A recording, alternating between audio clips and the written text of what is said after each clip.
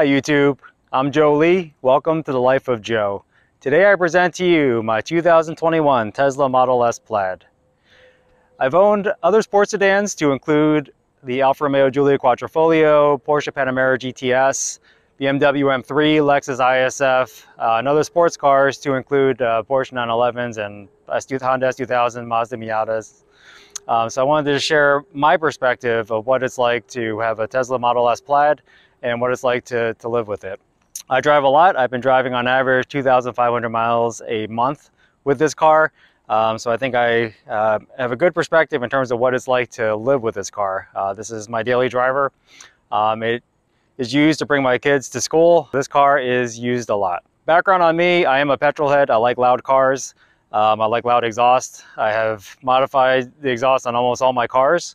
However, this car just seemed right to me, and I'll go into why. I'm not going to go into too much detail on the speed of this car, but I will share that this car has 1,020 horsepower, 1,050 foot-pounds of torque, does 0 to 60 in around 2 seconds, does the quarter mile in 9.3 seconds at over 150 miles per hour. It's a fast car. Most of the reviews on the Tesla Model S Plaid are on how fast it is. So I'm sure you've already seen those reviews. So this is more of an owner's perspective of the Tesla Model S Plaid. So why did I buy a Tesla Model S now, and why not sooner? This car has been out for a long time, and I've had many opportunities to buy this car. I've purchased other cars that were similar in price.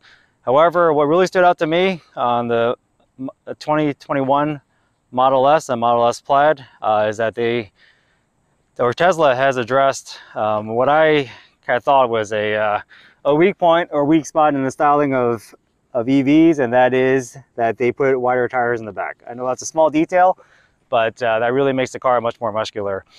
Along with the more flared out fenders, both front and rear, that make this car appear wider. And actually, this is a very wide car. I'm not sure the camera does it justice, but I certainly feel it when I park the car, just how wide this car is.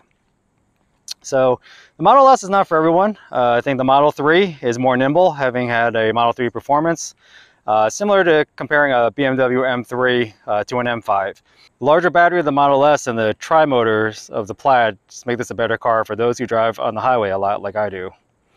The Model 3 performance that I own was a lot of fun around town, and really only fell short on a few areas. That's the range, which was a little bit shorter than this in terms of real-world range, and the acceleration on highway. I prefer the looks of the Model S, but that is subjective. I think this looks a little bit more like a traditional car from the standpoint of the front bumper styling, how there are some vents there, whereas the Model 3 is pretty much just plain or closed off, however you want to describe that.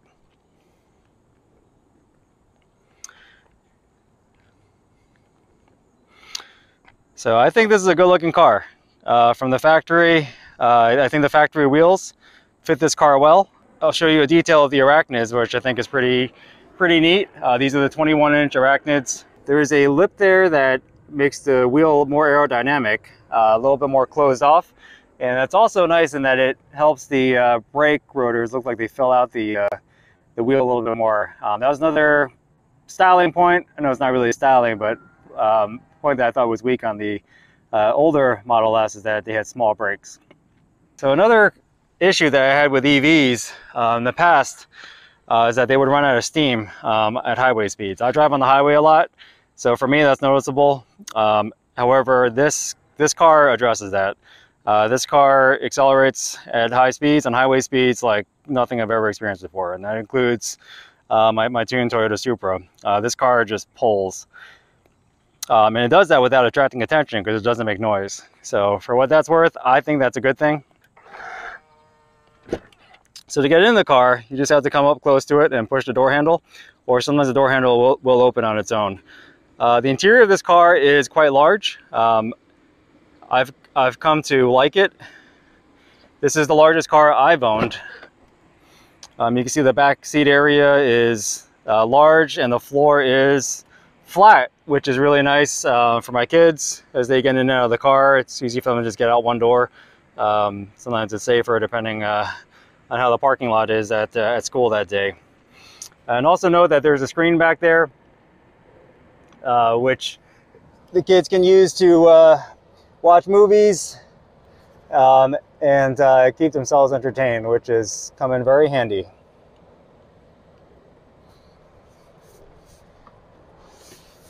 Another nice feature of the Model S is the wireless chargers that it has. There's multiple wireless chargers to include 2 in the back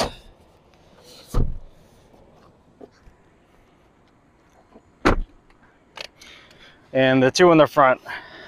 Yeah, what I really like about EVs and I've gotten used to is just how easy it is to just take off in this car. Open the door, get in, put on a seatbelt, and put the car in drive. So, which you can do here with this gear selector here. But I'll talk more about that in a bit.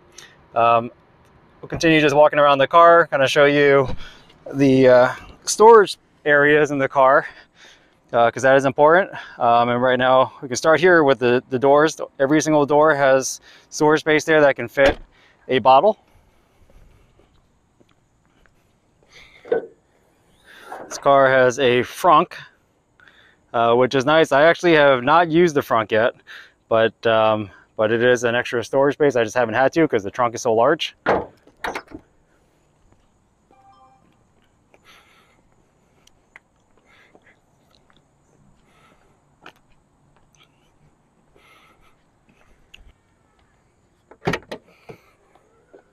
You can check out the trunk, have my organizer there. One feature I really like about this is that the cargo cover can flip over like that. Some of the other cars I've owned in the past had a hard cover that did not fold, which I would just take off. But this one is nice in terms of how easy it is to configure. If you need a little more space, you can just fold it over, or you can just take it off very easily. It's just magnetic. This also has a nice area below the trunk floor. Not sure you can see how deep it is, but it's probably about a foot, maybe a little bit more than a foot deep, which is nice for just holding other things. It's more storage space here. This car is very practical from a storage standpoint.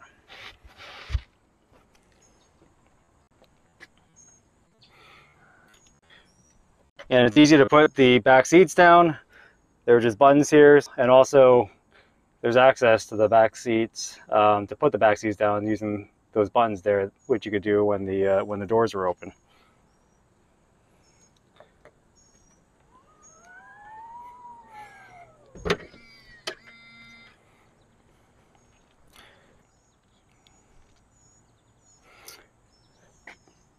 And for those who are considering an electric vehicle, I highly recommend getting a level 2 charger installed at your house before you buy the car. It would just make life a lot easier. You don't have to worry about charging the car during the day.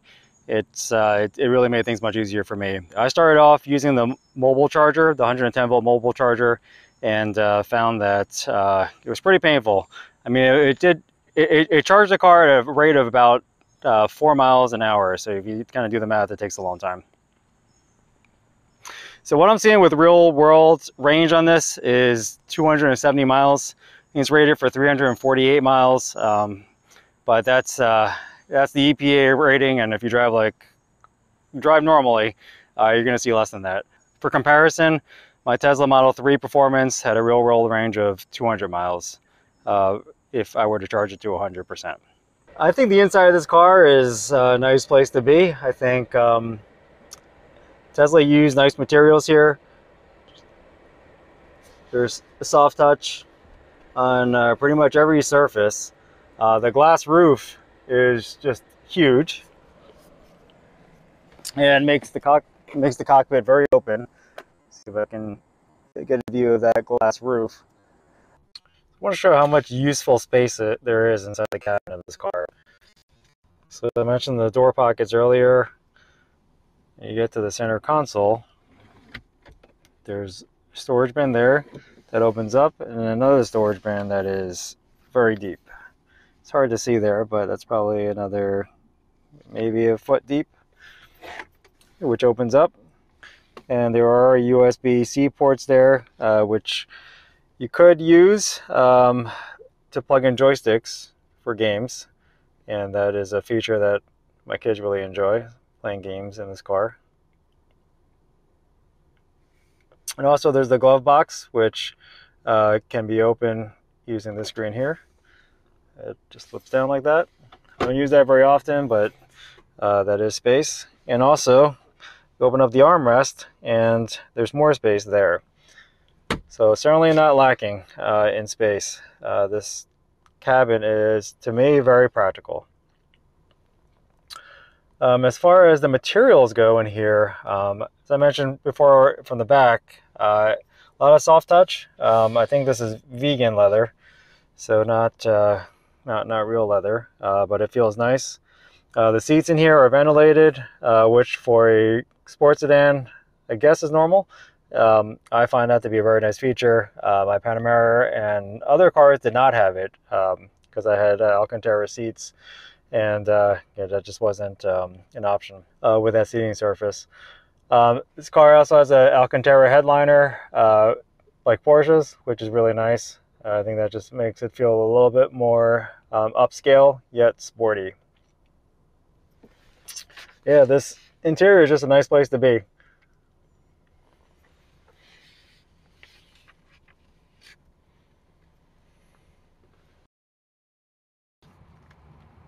It's nice wireless chargers here. You get in the car, put your phone here, and just start charging, which just makes it very easy. So the yoke is controversial. I've come to like it. I like the styling of it at first, but my first day with it, I really wasn't a fan of how it felt. But I've since gotten used to it and actually have really enjoyed doing long highway sprints with it. For me, at least what I think is that Tesla may put the yoke here so you get full visibility of the screen, which I'll show you what you see on that screen, which gives you a full view of the center screen. The Tesla Model S differs from the Model 3 and the Y in that it has this screen in front of the driver. The Model X also has that. Personally, I think the single screen in the Model 3 and the Y is enough. I like that everything was in one place, where you can see the camera view or the car's view of the road on the left side.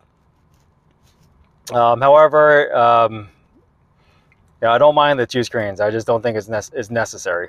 So all the controls for the car are handled through the center screen, as far as opening the front, the trunk, adjusting the mirrors.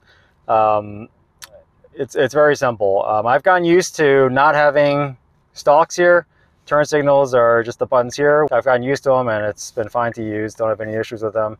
Windshield wipers on the right hand side, and the horn, you just push the button over there.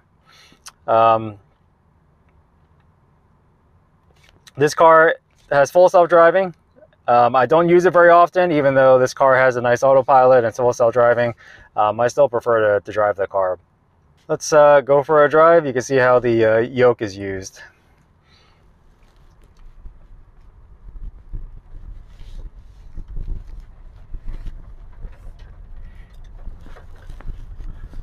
So you just get used to holding the yoke from the ends. Honestly, I don't miss a regular steering wheel after having gotten used to this.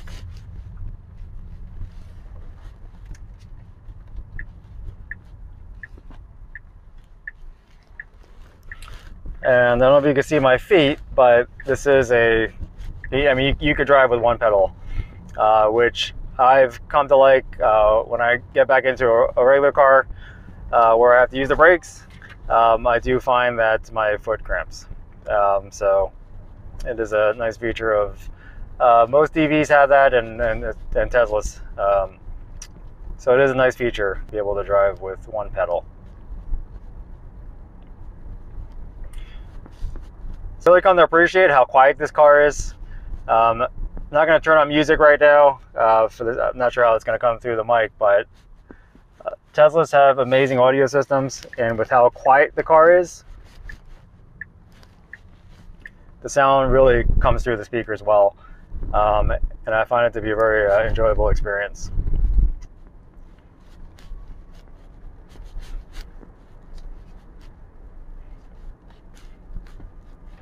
So it's a big navigation screen there. The nav is very good, as you can imagine, and with autopilot, it's just great.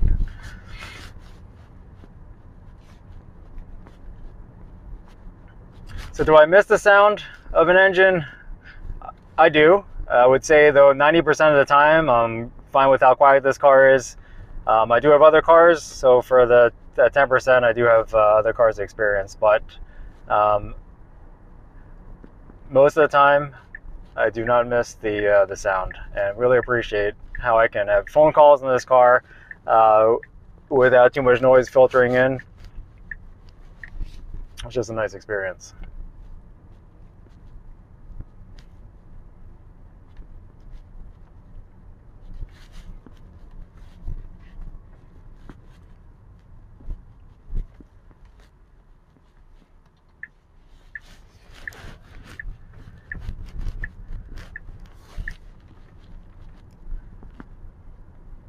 So is this car for everyone? Probably not. It's expensive to buy. All right, so we'll do a quick acceleration run. You can see how quickly it will build speed. Ready?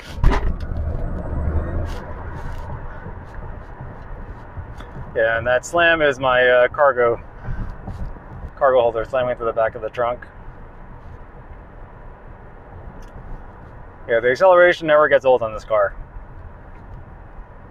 But most of the time I don't floor it. Most of the time I'm just driving normal, and this car is very well suited for that. So I'll talk about ownership of a Tesla in general. So I have a Tesla service center that's nearby, which has made it very convenient. This car doesn't require oil changes. Really, I think the only maintenance are their windshield wipers, and I think an annual kind of brake inspection. Tires, this car goes through tires from what I hear. I have a little over 11,000 miles on this car, and I'm still on the original tires. Oh, that's a nice feature of Teslas, where when the light turns green, it notifies you. So if you're someone who's somewhat distracted at a stoplight for whatever reason, it'll inform you. So is the Model S right for you? I think if you're in the market for a BMW M5 or Audi RS7 and want to try an EV, I think this car will not disappoint. No, it doesn't have the sound, but once you experience the instant torque, I think you'll be sold. This car is soulless.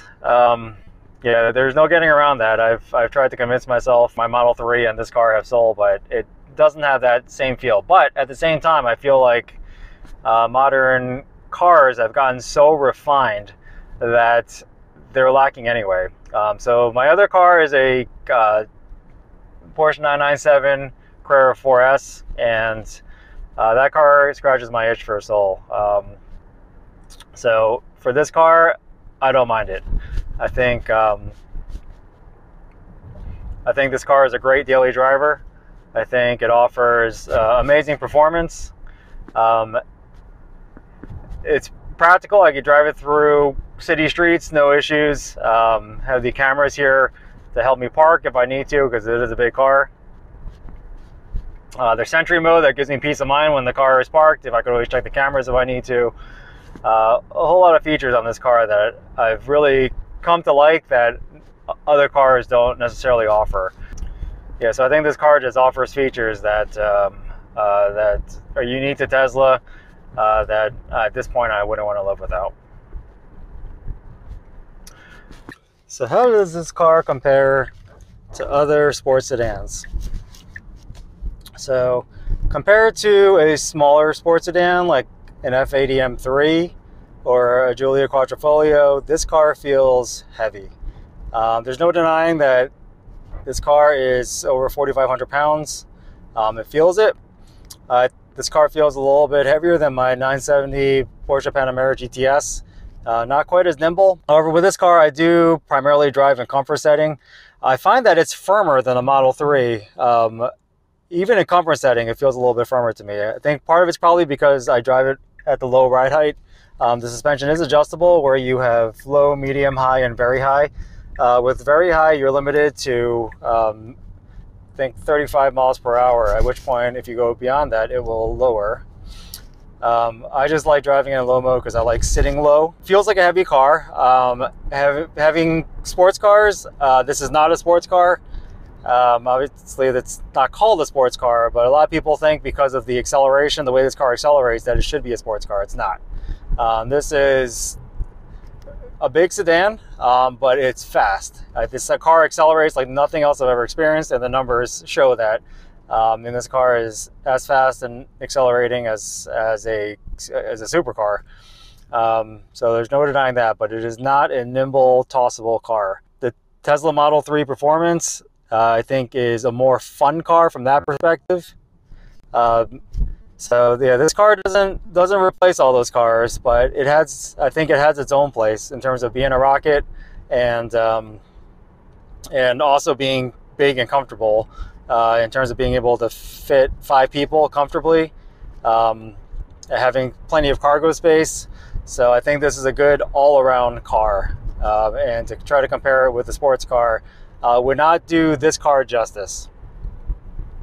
I think if you're a petrol head like me, this probably won't be a good only car to have, but I think it's a great daily driver, a great family car. This will do pretty much everything except for the spirited back road driving and track days. For those who haven't tried or don't currently own EVs, how long does it take to charge? Well, for my 160-mile commute, which uses 60% of the battery round trip, it takes about 7 hours to charge back up. So even with that long commute, this can be a daily driver. It just charges overnight when you sleep. And I've never been let down with the range of this car. I've only had to supercharge it once in all the miles that I put on this car, because I'm able to accomplish what I need to do by just charging overnight on my level 2 charger. Well, that was my perspective on the Tesla Model S Plaid. If you have any questions, because I'm sure I missed some things, please comment below and I will get back to you. Please like this video, please subscribe to the channel. I will have content on my other cars to share. I look forward to sharing that with you. And until next time, take care. Thank you for watching The Life of Joe.